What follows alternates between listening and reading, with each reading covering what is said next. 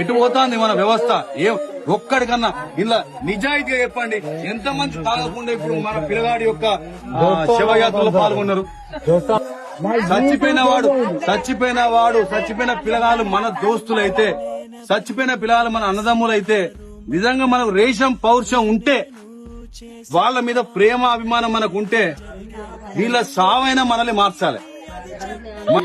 పొద్దుగాల 6 గంటలకు పోతాను, సత్తి పెట్టుకొని వేసుకొని సాయంత్రం అట్లా పొలంలో పూజకుంటున్నాం మా పిల్లల కొరకు మా కడుపు కొరకు పోతారా? మేము తాగేసి ఇట్లా రోడ్ల పాటు మాకు ఇట్లా బాగా తీసుకోవాలి. మీ కొరకు మేము బతకన్నా, మీ కొరకు మేము చావాలి. ఏం చెప్తాను, ఎటు పోతానో మనం ఎటు అవుతాంది. ఈ రోజు ఏమైంది? దీనికి కారణం ఏంది అందరికీ తెలుసు. నిజంగా కనుక మీరు మన లోపల మానవత్వం ఉంటే, మన గుండెలు రాళ్లు కాకపోతే, మనం రాక్షసులు కాకపోతే, ఇప్పటికైనా అర్థం చేసుకుని జీవితంలో సాగుకు మించిన పెద్ద షాక్ ఉంటది. గంజా ఇలాంటి పట్టుకొచ్చి ఇస్తా అంటే మనం దొరకట్లేదు. నడిపోట్లో కలుగుదాం, ఆగుదాం, మార్చుకుందాం. జీవితం మళ్ళా రాదు. జీవితం మళ్ళా రాదు. మన ఊరి పిల్లగాడు నిన్నటి దాకా మనతో ఈ టైంకు బతికున్నాడు, మన మధ్యలో. ఇవాళ మన దగ్గర 2 పిల్లలు వేరు.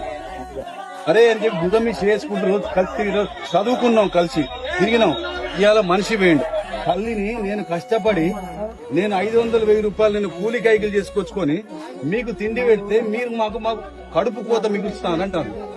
మీ అందరు కొడుకులు తనకు పుట్టినా తాగుడే, సచ్చినా తాగుడే, ఎవడో గెలిచినా తాగుడే, ఎవడో ఓడిపోతే తాగుడే, ఎటు చేసి తాగుడు. దాని తోడు గంజాయిలు.